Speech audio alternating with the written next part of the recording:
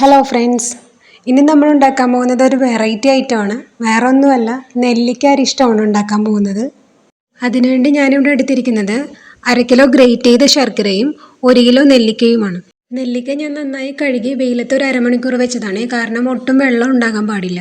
ഇനി നമുക്ക് വേണ്ടത് കറുവപ്പട്ട, കരയാമ്പൂ, ഏലയ്ക്ക, നല്ല ജീരകം, കുരുമുളക്. കഴുകി വൃത്തിയാക്കി ഒട്ടും വെള്ളമില്ലാതെ എടുത്തിരിക്കുന്ന ഭരണിയാണിത്.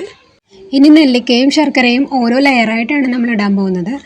ആദ്യം കുറച്ച് ശർക്കര നമുക്ക് ഇട്ട് കൊടുക്കാം. അതിൻ്റെ മുകളിലായിട്ട് കുറച്ച് നെല്ലിക്കയും കൂടി ഇട്ട് കൊടുക്കാം. വീണ്ടും അതിൻ്റെ മുകളിൽ ശർക്കര ഇട്ട് കൊടുക്കുക.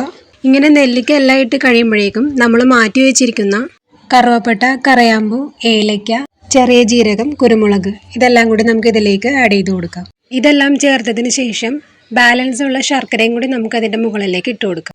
ഗ്രേറ്റ് ചെയ്തെടുത്ത ശർക്കര ആയതുകൊണ്ട് ഇപ്പം തന്നെ എല്ലാം മെൽറ്റായി വരുന്നുണ്ട്. ഇനി ഇത് നമുക്ക് നന്നായി ഒന്ന് മൂടി വയ്ക്കണം. അധികം സൂര്യപ്രകാശം കിട്ടാത്ത ഏതെങ്കിലും ഒരു കോർണറിൽ വെക്കുന്നതായിരിക്കും നല്ലത്. 41 ദിവസം കഴിഞ്ഞിട്ടാണ് നമുക്ക് ഇനി ഇത് ഓപ്പൺ ചെയ്യേണ്ടത്. കുട്ടികൾക്കും മുതിർന്നവർക്കും കഴിക്കാൻ പറ്റുന്നതാണ് നെല്ലിക്ക അരിഷ്ടം. ബ്ലഡ് പ്യൂരിഫിക്കേഷനും ഇമ്മ്യൂണിറ്റി പവർ കിട്ടുന്നതിനും വളരെ നല്ലതാണിത്. വളരെ ഈസിയാണ് ഇത് ഉണ്ടാക്കാനായിട്ട്. അതുകൊണ്ട് എല്ലാവരും ഒന്ന് ട്രൈ ചെയ്യുക.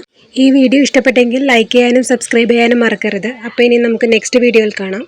Tata, bye bye.